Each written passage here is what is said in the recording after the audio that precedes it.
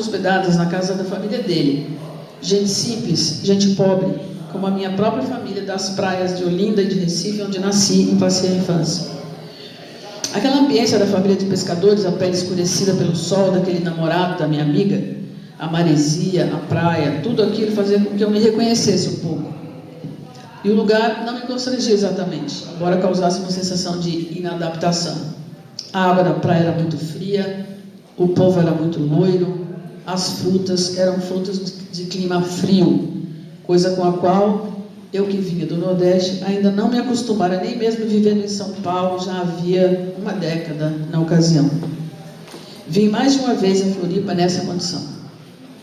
Então, este sul, lugar de loiros, de ausência de negros, de um conservadorismo político assombroso e de um racismo fundado ainda na imigração europeia que sustentou a política de Estado de embranquecimento da população brasileira e a consolidação da exclusão dos negros dos direitos democráticos, este sul tem para mim duas faces, a do estranhamento, mas também a do atrativo pela diferença. Desde menina em Recife, os loiros me chamavam a atenção pela diferença, não por inveja. Eu achava muito interessante que uma pessoa fosse tão diferente da outra, como éramos tantas crianças da nossa rua, de outras loiras, que já proferiam, em tão tenra idade, seus insultos racistas do tipo, aspas, amarelo é ouro, negro é besouro, fecha aspas, referindo-se à diferença de cor de pele e cabelo entre nós. Claro que revidávamos a esse tipo de ofensa, chamando os meninos e meninas brancos de lesmas, gosmentas, lagartixa descascada, etc.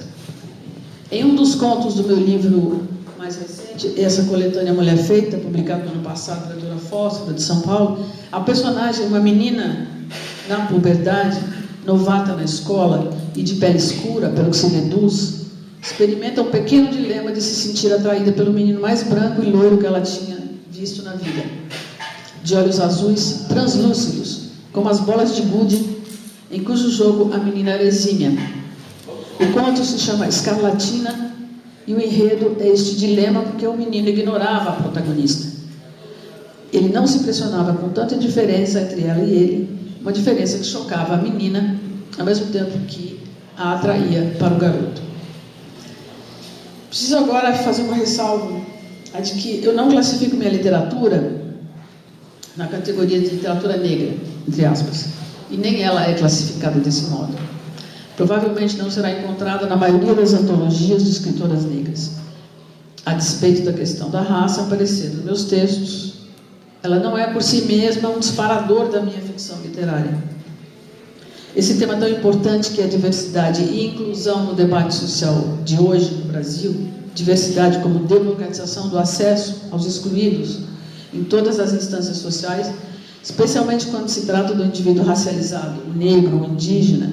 Esse tema, quando chega às artes, à literatura, tem gerado essas categorias também baseadas nesses marcadores. Literatura negra, literatura indígena, literatura queer, literatura feminina, etc.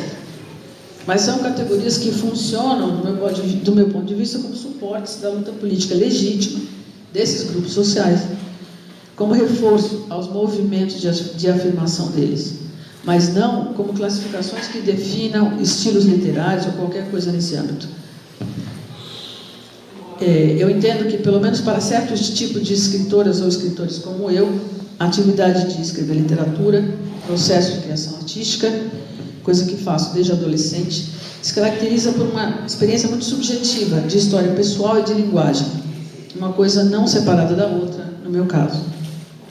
O disparador da minha literatura de ficção foi uma perda, ou um trauma por uma perda, uma experiência de deslocamento forçado, de imigração, de diáspora nordestina, digamos assim.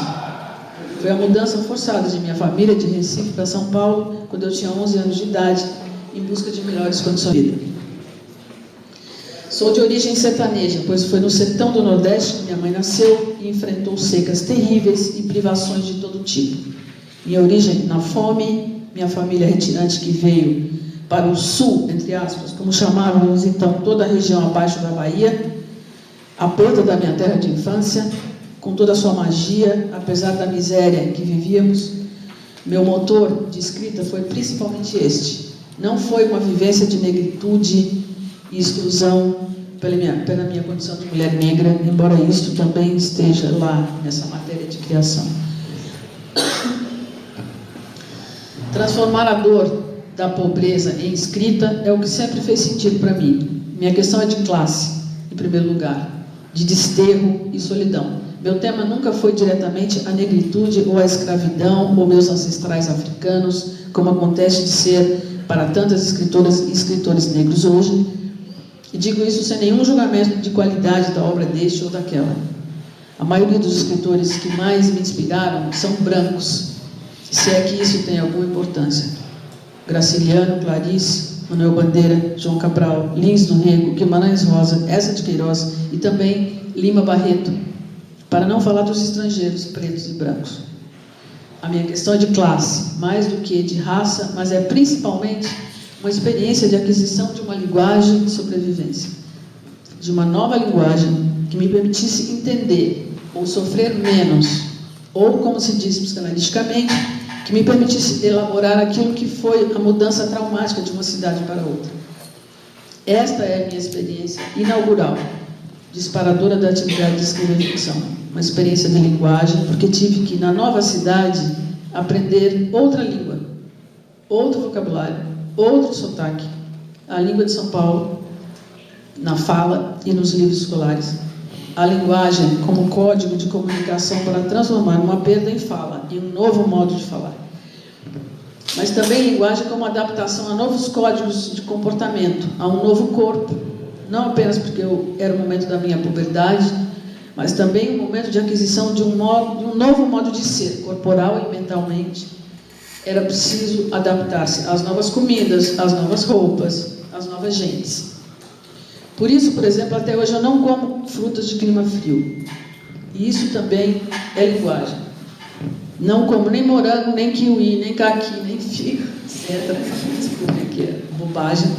Resisto a essas frutas como se elas fossem uma afronta ao meu paladar. Esse paladar que foi privado do sabor das frutas da minha infância, que ficaram restritas às feiras e aos mercados do Nordeste e que não chegam ao Sudeste. A ausência delas deixou um vazio, mas não afetou a minha memória gustativa. Simbolicamente, escrevendo, recupero um pouco daqueles sabores das macaíbas, pitombas, jambos, umbus, seriguelas e mangabas. Tive que lidar também com a lacuna da língua, tive que aprender, quase que ao mesmo tempo, a língua de São Paulo e uma língua estrangeira. A língua de São Paulo, seu sotaque e seu estranho vocabulário, treinávamos em casa, sentados em uma roda, meus irmãos e eu, para nos livrarmos do bullying na escola pública paulista, da discriminação por sermos nordestinos de sotaque considerado então feio e de segunda classe. Tive que aprender esta língua e outra, a língua estrangeira, a língua inglesa, que eu comecei a estudar numa escola de línguas quando eu tinha 13 anos, coisa que não era comum na minha classe social, mas onde fui parar por influência do meu pai megalomaníaco, que queria que seus filhos falassem inglês. Ele conseguiu pagar para mim essa escola por apenas um semestre, mas depois eu ganhei uma bolsa de estudos daquela escola para terminar todo o curso de 5 anos. Tive também uma experiência de linguagem anterior à mudança para São Paulo, quando menina ainda em Recife, porque eu fui gaga, coisa que atribuo à situação de tensão cotidiana que um pai rígido e violento impingia a nosso cotidiano familiar. E é uma mãe muito fragilizada por isso e por sua história de vida. Então, no meio desse dramalhão familiar, eu travava e não conseguia falar. Em São Paulo, continuei gaga por um tempo, principalmente na escola, na fatídica hora da chamada oral. Mas tive que me livrar disso. Num exercício à la Demóstenes, o filósofo e orador grego, sobre cuja história de vida eu li na escola e que me inspirou. Demóstenes se livrou de sua gagueira colocando seixos na boca para falar, pronunciando palavras e frases ao mesmo tempo que corria contra o vento na praia com a boca cheia de seixos. Eu não precisei de pedras na boca, mas foi quase isso. Foi um duro exercício de adquirir uma fala que fluísse, que não emperrasse, que me permitisse me expressar, me revoltar e construir um mundo a partir do meu mutismo, do meu choque com aquele mundo novo e da minha dor, da saudade de minha terra natal. O aprendizado de uma língua estrangeira naquele momento foi também fundamental para isso. Então, o ato de passar a escrever literatura de ficção foi decorrência desse esforço de dimensão de linguagem que me permitisse falar e me resgatar e me inventar. Uma das melhores análises disso, que eu chamo da gênese da minha escrita de ficção, dessa experiência de linguagem, está num artigo do professor João Camilo Pena, da UFRJ,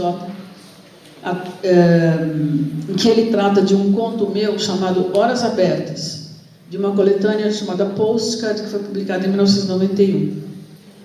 Nesse ensaio, ele conta como a personagem daquele Horas Abertas está dentro de um trem de metrô, lendo a tradução de um livro tcheco, cheio de palavras tchecas, e em que a estranheza dos nomes estrangeiros incompreensíveis vai se misturando com o ruído do trem, até a personagem deixar de entender o que as pessoas ao lado dela falam. Então, ela ouve. Foi ela que me disse. Ao invés de, foi ela que me disse. E Camilo cita um pequeno trecho do conto, entre aspas. O trem disparado rugia em estrondos que lhe borravam a audição, a ponto de ela ter conseguido facilmente aquele efeito raro. Ouvia a própria língua como quem ouve outra. Ouvia de sua própria língua apenas o ruído, a massa sonora, o aglomerado de sons e entonações que perdiam o significado que tivessem. Operar em sua própria língua uma espécie de morte que lhe separasse o espírito do corpo, como se dizia nas horas das mortes. Fecha aspas. Então Camilo continua na sua análise dizendo, aspas, esta cena retirada do conto Horas Abertas descreve a violência do estranhamento crucial nos textos da escritora, da qual poderia depender o programa de sua escrita, o processo de transformação da língua própria, da língua materna, em outra, estrangeira, reduzindo estrangeira. É aí operação emblemática. Vejamos, o artifício da alucinação fonética momentânea, reduzindo a língua à massa sonora, pura materialidade despojada de sentido, opera na língua um verdadeiro assassinato, ao cortar o elo entre som e sentido, transformando a língua em um contínuo não segmentalizado de sons, onde falta ao falante nativo os elementos distintivos que lhe permitem dividir os sons em sequências silábicas e vocabulares, dotados de acentos específicos. A transcrição fonética de frases entreouvidas pela personagem situa os sons ouvidos no lugar inusitado de uma fala ou outra, nem português, nem estrangeira. A incompreensão implica aqui uma guerra mínima, espécie de morte da língua materna ou de qualquer outra, subitamente tornada estranha, fecha aspas. Como eu disse no início dessa fala, eu tive que superar meus constrangimentos todos para discorrer aqui sobre essas coisas que eu selecionei. E confesso que eu precisei também vencer uma série de falta de sentidos. Desde a morte de minha mãe no ano passado, aos 87 anos, uma mulher cuja existência marcou profundamente a minha, pela história de miséria e abandono, que foi a passagem dela por esta terra, mas também de resistência e superação, a vida perdeu parte de seu sentido para mim. A perda da mãe gera um vazio indescritível, uma sensação de solidão tão profunda, a ausência definitiva daquele amor insubstituível, cheio de entrega incondicional, mas também de contradições, de culpas e frustrações. Sei que perdi, com a ausência de minha mãe, o melhor lugar que já tive nesta vida. Perdi minha linguagem mais conhecida. E hoje vou tentando ultrapassar o mutismo em que essa morte de vez em quando me lança, vou tentando refazer das ruínas em construção ou em desconstrução, para usar uma expressão da proposta deste evento, vou tentando recompor uma linguagem que diga alguma coisa, mas só consigo isso que acabo de falar para vocês. Isso que eu sei não diz muita coisa, é meio óbvio, mas não faz muito sentido, nem influencia ninguém a nada, para usar este termo tão contemporâneo que é influência.